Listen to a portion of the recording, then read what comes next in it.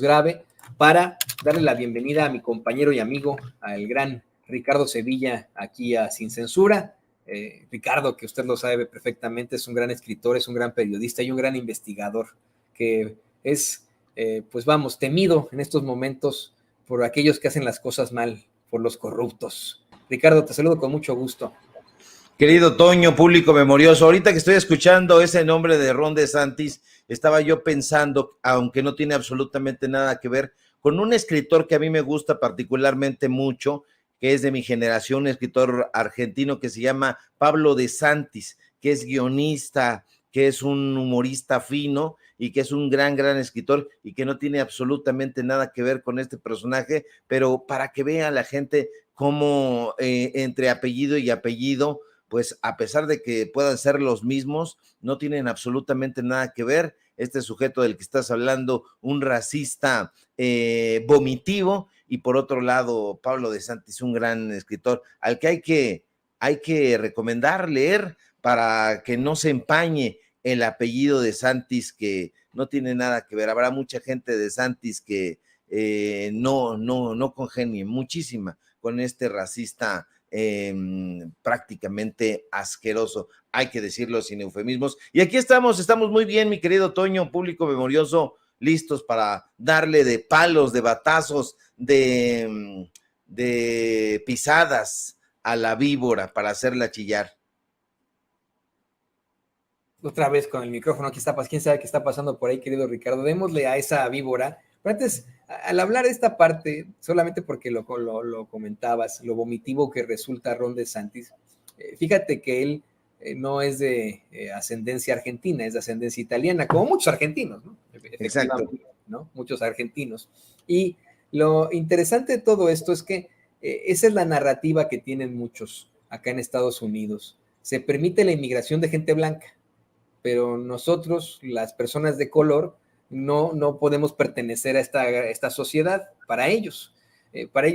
Cuando uno les presenta esta idea de que este es un país de inmigrantes y que por supuesto que todos tienen derechos a sacar adelante a sus familias y que es parte de nuestros derechos fundamentales, dicen, pues ¿por qué no lo hacen bien? Mi familia vino muy bien, desde Europa se bajó de un barco y hizo las cosas bien, exactamente. Se bajaban del barco, checaban que eran blancos y los dejaban pasar sin ningún problema. Ahora, yo te cuento cómo es de difícil poderse internar en los Estados Unidos como residente permanente. Necesitas casarte con un ciudadano estadounidense o invertir $1 millón en este país para convertirte en residente permanente. Las visas temporales de trabajo son muy difíciles de conseguir. Es una problemática absoluta que responde directamente al racismo. Este sujeto, pues evidentemente, él es descendiente de inmigrantes italianos y con lo vomitivo que resulta, pues es hasta irónico el pensar que es un hijo de inmigrantes el que ahora persigue inmigrantes, Ricardo. Ya nada más para aportar lo que decías. Sí, y es muy elemental la postura de estos personajes porque se entiende que no conocen nada de historia. Los italianos en tal caso, pues son latinos. Hay que recordar que pues todos nosotros tenemos, los que hablamos las lenguas romance, tenemos un origen latino. Entonces todos somos hijos de alguna manera de Virgilio, el autor de la Eneida. Todos somos hijos de Terencio, de Plauto, de los grandes latinos de aquella época. Y bueno, pues estos personajes no entienden esto. Yo estoy en contra de todos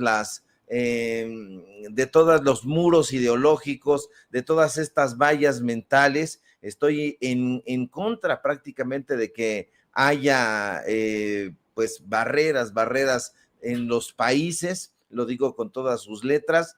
En algún momento habíamos conversado sobre literatura y yo te decía que siempre llevo conmigo una frase de Sherezada, que es de los grandes protagonistas de Las Mil y Una Noches, que decía, yo soy un habitante del mundo. Entonces, todos estos muros intelectuales, todos estos muros de agua, todos estos muros ideológicos se tienen que difuminar para que todos vivamos en un mundo abierto, en una sociedad de la que ya hablaba Karl Otto Appel, de la que ya hablaba Habermas, que es la aldea global, donde ya no hay estos muros, estos diques, y que solamente, la verdad, obedecen a una ideología bastante ramplona y muy pequeñita en términos históricos. No somos de ninguna parte y al mismo tiempo somos de todas partes, así que reclamemos eso, mi querido Toño. No, definitivamente, ahora que mencionas lo de la Eneida,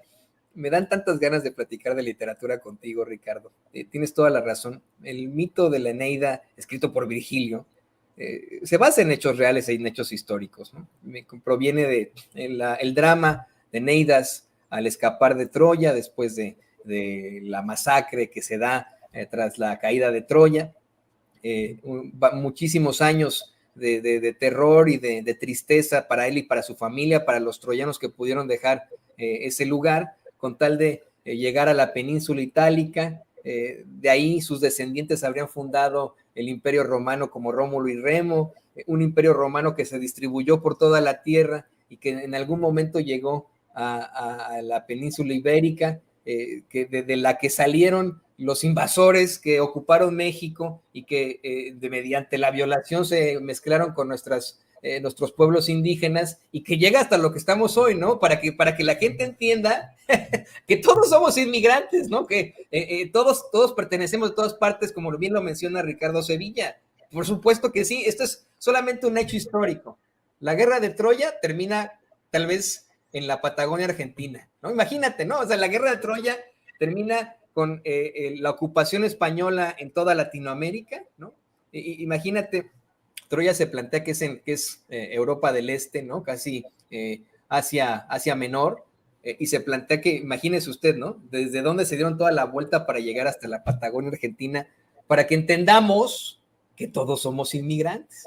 Pero, perdón, Ricardo, tú traes un tema muy, muy bueno. Perdón que te haya interrumpido con esto. Ya platicaremos tú y yo de literatura y de esa. Yo le recomiendo a usted que nos ve, que nos escucha, que lea la Eneida de Virgilio. Es algo que si usted no ha hecho, tiene que hacerlo alguna vez en su vida. Es de cajón, en definitiva, querido Ricardo. Ahora sí, vamos, si quieres, a tu tema, perdóname. No, nada que perdonar, querido Toño, esto es muy relevante, son temas que necesitamos conocer porque tienen que ver justamente con estas fronteras ideológicas que nos han puesto esa visión occidentalizada que han adoptado en los medios de comunicación corporativos, y bueno, pues que hablan precisamente de que somos de todas partes y de ninguna, venimos de España, pero España al mismo tiempo estuvo dominada por los árabes durante más de 5 siglos. Los árabes a su vez tuvieron convivio con los africanos, en fin, con los asiáticos, en fin, somos de todas partes y no podemos defender tontamente, estúpidamente, perdóneme usted el exabrupto, un fenotipo determinado, no. Y a esto nos enseña precisamente la historia, la literatura, y bueno, pues coincido contigo, hay que leer la Eneida del gran Virgilio que defería precisamente Dante Alighieri. Y fíjese que sí traemos un tema, pues yo diría que interesante, porque este que acabamos de plantear a mí me lo parece también sobremanera, pero usted ya sabe, vamos a hablar de los ministros y de las ministras de la Suprema Corte de Justicia, y hablemos también de la Universidad Nacional Autónoma de México, porque usted ya sabe, ¿para qué le cuento? Que los ministros y ministras de la Suprema Corte tienen bastantes privilegios. Usted ya sabe que los señores y las señoras de toga gozan de sueldos superiores a los que gana el presidente de la República, o sea, de salarios de casi 300,000 pesos mensuales. Usted ya sabe también que gozan de primas vacacionales de 100,000 pesos, de aguinaldos de casi 600,000 pesos, todo ello mientras usted y yo, los mortales mexicanos, gozamos apenas de 12 días de vacaciones por año, y eso si trabajamos en algún lugar que nos dé ese beneficio, de otra manera ni vacaciones tenemos. En fin, usted ya sabe y conoce perfectamente a estos personajes, sabe que tienen su comedor especial en el que pueden beber calderónicamente, y bueno, pues así están. Eso les permite donar dinero, donar lana. Y bueno, déjeme contarle que el año pasado la Suprema Corte de Justicia de la Nación decidió donar casi 8 millones de pesos a la Fundación Universidad Nacional Autónoma de México, ACE, con el pretexto de becar a estudiantes de la Facultad de Derecho de la UNAM, solo a estudiantes de la Facultad de Derecho de la UNAM y no a otros. La pregunta, y ahí la dejamos en el tintero, será, ¿por qué solamente a los estudiantes de la Facultad de Derecho y no a otros estudiantes de otras facultades? Bueno, eso aparte, déjeme decirle que mediante un convenio firmado por el ministro Arturo Saldívar, entonces presidente de la Suprema Corte de Justicia de la Nación, el oftalmólogo Enrique Graue, rector de la UNAM, y Dionisio Alfredo Mid, ¿le suena? Dionisio Alfredo Mid, pues es que es el papá de Mid Curibeña. Bueno, él es el presidente de la Fundación UNAM. Ellos firmaron un convenio.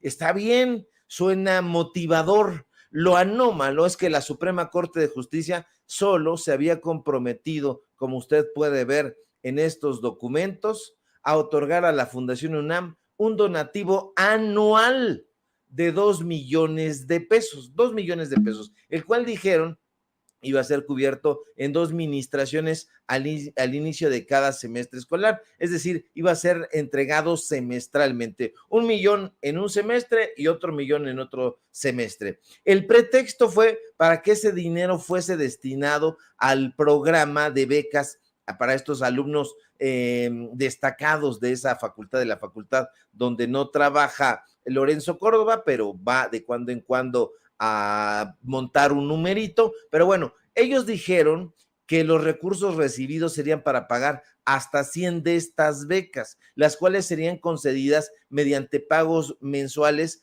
a alumnos y alumnas de la Facultad de Derecho por un periodo de 10 meses cada año. Y en efecto, si nosotros hacemos aritmética elemental, nos vamos a dar cuenta de que sí alcanza para esas 100 becas, sí se reparte con esa cantidad mediante los 10 meses de cada año. Sin embargo, déjeme decirle que nosotros tuvimos acceso a las donaciones que ha dado la Suprema Corte de Justicia de la Nación, y no solo dio 2 millones, Toño, no, dio 7,810,000 pesos, es decir, 5,810,000 pesos más. Y los alumnos y las alumnas de Derecho nos buscaron y nos preguntaron, Ricardo, ¿por qué no tomas este tema y se lo planteas a la audiencia y se lo planteas a la UNAM? Porque nosotros nos estamos preguntando, y nosotros con esos alumnos, ¿dónde quedaron esos recursos? Porque nos dicen, insisto, la UNAM destina 2 millones de pesos para cubrir el pago de becas, pero no se sabe qué hicieron con el resto de los recursos recibidos por la Suprema Corte de Justicia. Fuentes al interior de la Fundación Universidad Nacional Autónoma de México, que preside el papá de Mid Curibeña, pues nos aseguran que fue un chanchullo, porque pues esos 5,800,000 no aparecen por ningún lado, y nosotros estamos esperando que la Auditoría Superior de la Federación le meta acelerador y pues haga una auditoría con lupa sobre todos estos recursos que no están apareciendo, que no quedan nada claros. Pero ahora, eso no es, Toño, es todo, Toño, porque fíjate que este trimestre la Suprema Corte ya ha donado 3,800,000 pesos y ellos se están comprometiendo a que semestralmente se les dé 1 millón. Aquí está usted viendo, por ejemplo, los montos. Es la Suprema Corte de Justicia, son los donativos en efectivo de 2023. Antes los hacían semestrales, ahora estos son trimestrales. Entonces ya llevan, ahí lo está usted viendo, más de 3 millones de pesos prácticamente. Y uno se pregunta, bueno, si ellos se comprometieron a dar 2 millones de pesos anuales, ¿por qué están dando más? Y en todo caso, ¿dónde está ese dinero? Las fuentes al interior, tanto de la Suprema Corte de Justicia de la Nación como de la UNAM, nos dicen algo que es siniestro, Toño, pero que no nos sorprende infelizmente. ¿Y qué nos dicen? Que este chanchullo estaría hecho de parte del oftalmólogo junto con el presidente de la Fundación UNAM y la Suprema Corte de Justicia de la Nación, que el resto del dinero se lo estarían repartiendo entre ellos. Entonces, nosotros no podemos dar por sentado eso, pero sí podemos dar por sentado que hay 5,800,000 pesos volando. ¿Dónde está ese dinero? Nos lo debería de explicar. Ahí ese contrato que usted está viendo que tiene el Elo de la REA en la mano, es el que le estamos presentando aquí. ¿Ya lo vio? Ese es el convenio. Bueno, pues nosotros se lo estamos presentando aquí para que lo vea. Y ahí tiene al Elo de la REA, tiene a el director de la Facultad de Derecho, tiene a Graue y tiene al papá de Mid Curibeña. Usted ya sabe quién es Mid, este personaje que la verdad a mí me parece bastante ramplón, pero hay gente que dice que no, que es bueno y toda la cosa. Yo creo todo lo contrario. Y este señor es su papá, y este señor es priista, y este señor trae esas malas mañas. Así que no nos sorprendería que ese dinero no aparezca. A quien sí le debería de llamar la atención, porque ya le llama la atención a los estudiantes de la Facultad de Derecho, es a la Auditoría Superior de la Federación.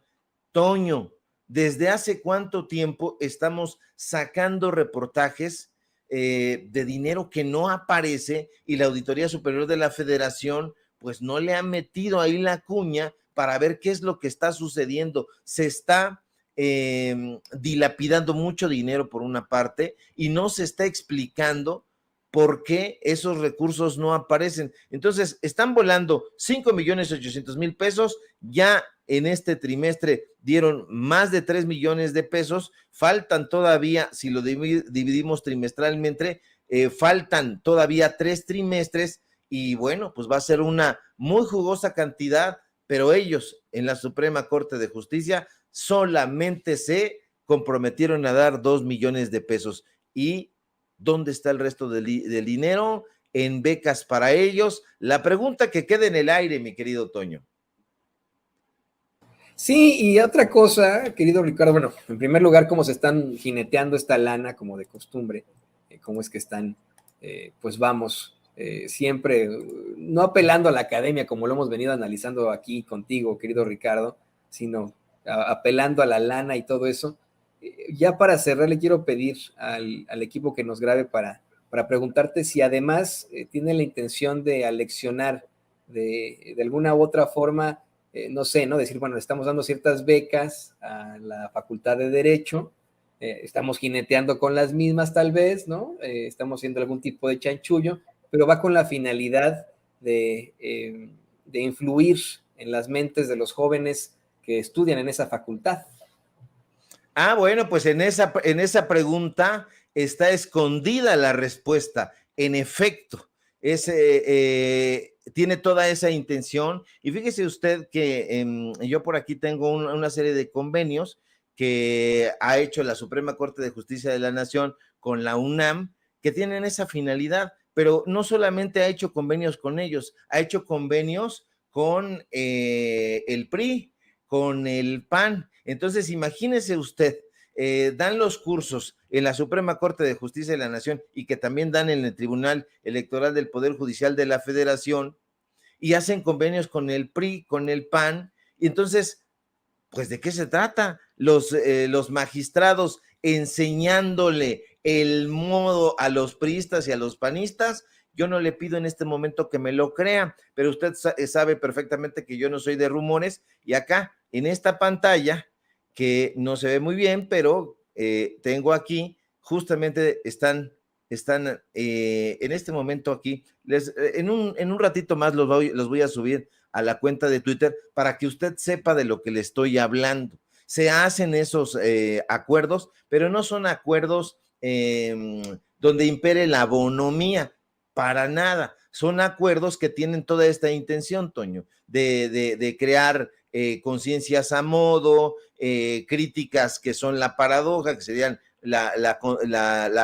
acrítica, así con la acrítica ante estos personajes, porque dicen, bueno, pues es que nos están dando una beca, lo ideal es que nosotros impongamos una narrativa que sea favorable a la Suprema Corte de Justicia de la Nación, y ya lo está usted viendo muy bien, ¿por qué? Porque cuando va a la Facultad de Derecho, se nota ahí que esa facultad es diferente al resto.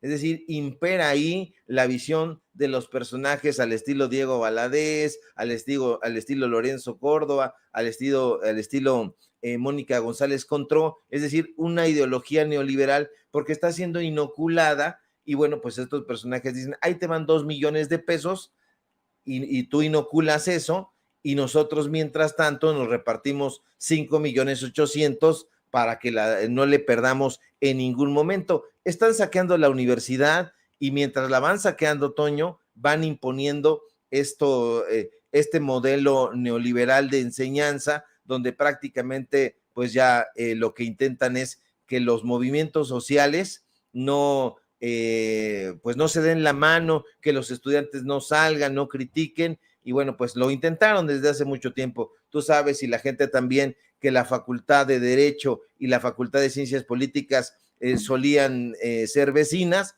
pero con el fin de que no se dieran la mano, de que no se hicieran estas asociaciones y estas organizaciones y estas críticas, mandaron del otro lado, prácticamente aislada, a la Facultad de Ciencias Políticas y Sociales, y bueno, Derecho se queda a un lado de Economía, muy cerca de la Facultad de Filosofía y Letras, pero no hay ya este convivio, y bueno, pues están logrando su cometido, y eso es lo que nos tiene que mover a reflexión. ¿Por qué están parándose además pues ahora sí, como decía mi abuelita, se están adornando con sombrero ajeno, porque por un lado te dicen, es que nosotros a través de la Fundación UNAM becamos a los estudiantes, pero no es así. El dinero está saliendo de la Suprema Corte de Justicia de la Nación, pero además el dinero de la Suprema Corte de Justicia de la Nación es dinero del presupuesto, es dinero de nosotros. ¿Estamos de acuerdo con que las cosas sean de esa manera? He ahí la pregunta, y eso nos lleva a pensar que no está nada descaminado esta manifestación que está afuera de la Suprema Corte pidiendo que estos ministros, y en particular la ministra Norma Piña, se vayan, porque son tranzas, dirían los jóvenes de hoy, lo que le sigue. ¿Cuánta lana tienen que les da hasta para regalar, no, mi querido Ricardo Sevilla? Y bueno, qué bueno que puedas exhibirlos aquí en Sin Censura, qué bueno que puedas seguir presentándonos estos casos de la cochinada que salió en tu investigación sobre la Universidad Nacional Autónoma de México, y que sigue saliendo. Seguimos teniendo una serie de situaciones. Mientras tanto, querido Ricardo, te pido por favor que nos compartan tus redes sociales para que la gente se ponga en contacto contigo, y a ver qué día pues compartimos algo frente a las cámaras sobre literatura, sobre poesía, sobre pues ese Virgilio que aparece muchísimo en la iconografía mundial. También fue, según Dante Alighieri, quien le acompaña en su travesía por el purgatorio, el infierno y el cielo, ¿no? Pero bueno, estamos muy en contacto, Ricardo. Por favor, compártenos tus redes sociales. Claro que sí, querido Toño, pues no se diga más, que sea el próximo viernes, que te des una vuelta ya por los datos duros y platiquemos de literatura, porque vale mucho la pena. Están de la mano, literatura, política, periodismo, están íntimamente ligados, entonces no se puede entender la realidad si solamente estamos atentos a un solo espectro. No, hay que ser provechosamente, pues, universales, como proponía Carlos Fuentes. Síganme, por favor, en mis redes sociales, en Twitter, @Sevilla Crítico, en Facebook, Ricardo Sevilla, así nada más. Síganme, por favor, en Paralelo 24, síganme en los diarios del Grupo Cantón, y síganme en los datos duros. Hoy no tendremos informativo porque estamos saliendo de ahí de un asunto de COVID, pero como nos cansamos y todo ese asunto, pues bueno, vamos a descansar el día de hoy, y nos encontramos ahí en los datos duros el próximo lunes, si todo marcha bien. Y síganme, por favor, acá en Sin Censura, donde somos orgullosamente miembros, aunque le duela ahí a toda la, iba yo a decir perrada, pero ya lo dije, mi querido Toño. Sí, exactamente, ya. Ahí quedó entre el discurso como lo que ocurre con la Facultad de Derecho. Pues querido Ricardo, muchas gracias por estar aquí. Ahí lo tiene usted, el gran escritor, gran periodista Ricardo Sevilla, aquí en Sin Censura. Y mire, le quiero comentar.